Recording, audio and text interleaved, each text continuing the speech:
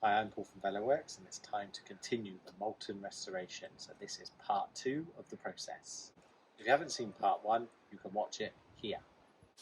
So in the first video of the Moulton restoration, we spoke about the Moulton, some ideas of what we wanted to do with it, and we asked for advice or questions of what people feel as though we could do, their experience of Moulton. So we've kind of thought about all of that, thought about what we want to do with the bike, and we have some quite strong ideas. So in this video, we're going to look at what we hope to achieve with the bike, and the next process is to strip the bike down, and then in part 3 we'll be taking it to Argos racing cycles. As you can tell, the Moulton is in a little bit of, what should we say, disrepair.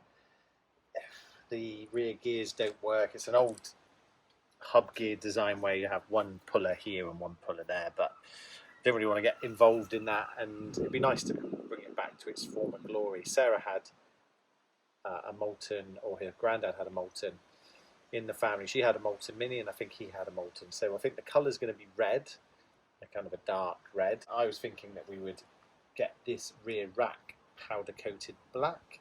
It can detach. The reason why powder coating, probably an enamel finish on the frame, and then a kind of thicker powder coat on the back, just because this rack's very exposed, so it's prone to kind of be lent up against walls. So I think a powder coat would just be a little bit of a harder finish. Also, then we can just re-powder coat it in the future if we need to. The main kind of questions are, we're going to keep the brakes the same, but it is the drivetrain, what to do.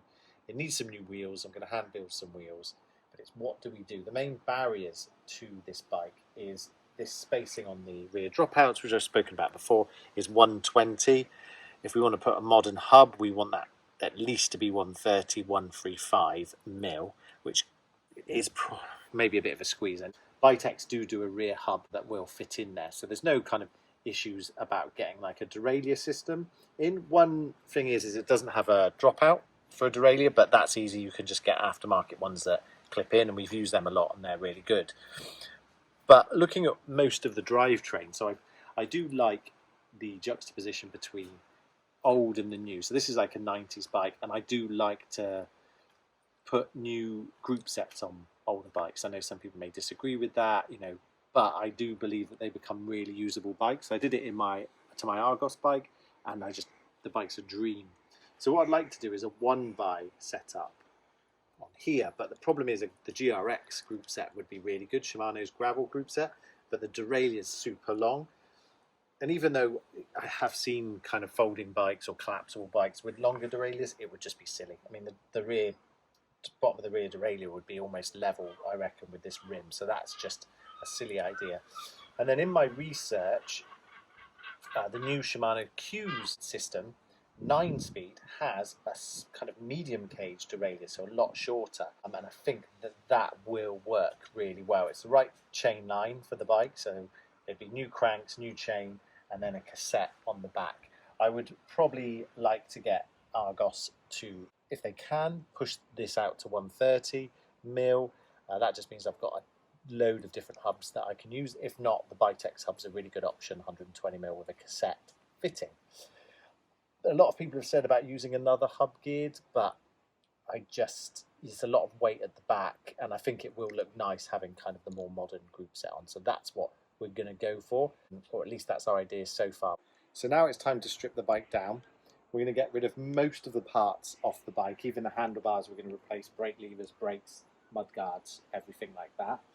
What we're going to do is we're going to hand it to Argos in its form of the frame, and we're going to kind of ask them to repaint it, as mentioned, powder coat the rear rack, new rubbers, new bushings and everything in the front suspension and the lower bit. We're going to ask for a new rear spongy bit here, because that's pretty solid, and basically get it back to us so it's just ready to build on. I was thinking about spraying it myself, but I'm not going to do as good a job as they are. Also, because this bike was meant to have 2 cables running to either side of the rear wheel into the hub, there's these little kind of cable guides that are there that really we want to remove before we paint. So let's get on and take this bike apart.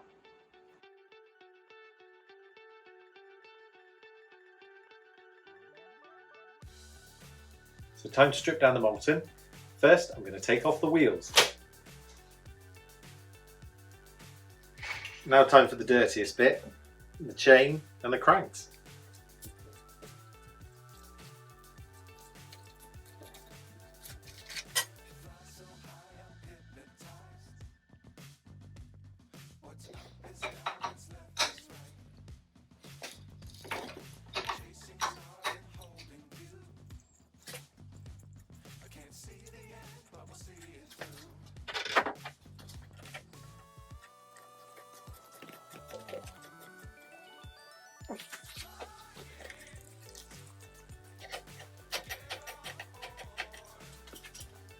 We're now going to take off the very small cable things. What would they be? They're not adjusters. Someone can tell me what they are. Cable separating apparatus. We're going to go and save these because we might use them for the restoration.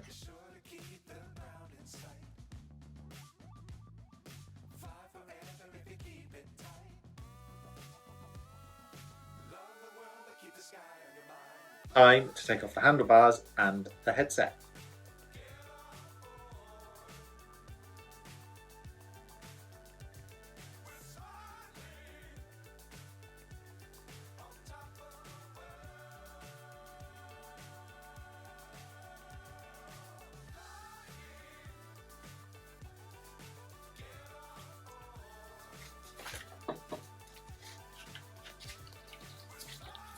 All our restorations, we catalogue the parts, even if they're unusable, just to have for reference if we need them later on during the rebuild. Here we have kind of small bolts and components. Ideally we want these replaced, but I'm going to keep them nicely catalogued just in case that we need them for reference or we do actually need to restore them and use them.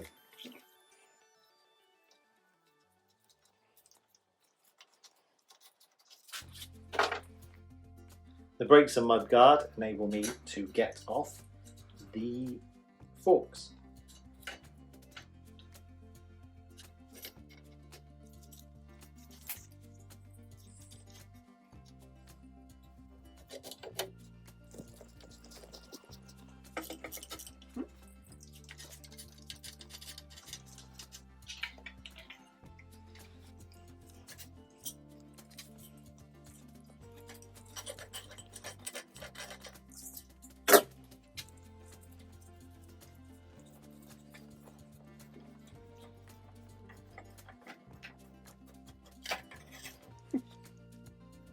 I'm going to remove the main, it's not hinge bolt, but it's the main frame bolt. I have loosened it previously when I first got the bike because I was a bit worried that it wouldn't come undone because it might be a bit of a showstopper if it didn't.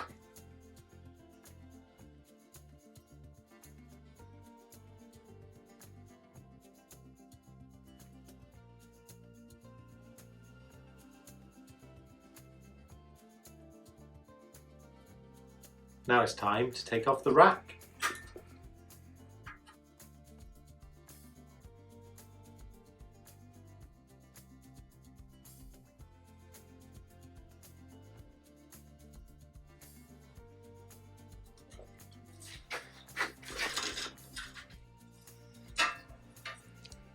Now it's probably the least rustiest bit on the bike.